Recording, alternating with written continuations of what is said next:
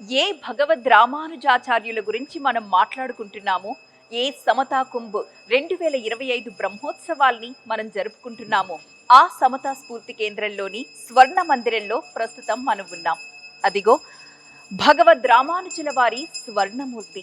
TV9 exclusive గా మీకోసం ఈ బ్రహ్మోత్సవాల సందర్భంగా ఆ స్వర్ణమూర్తిని వీక్షించే భాగ్యాన్ని కల్పిస్తోంది. ఈ భూమి మీద రామానుజాచార్యుల వారు 120 సంవత్సరాలు జీవించారు కాబట్టి దానికి గుర్తుగా 120 కేజీల స్వర్ణమూర్తిని ఇప్పుడు మనం చూస్తున్నాం.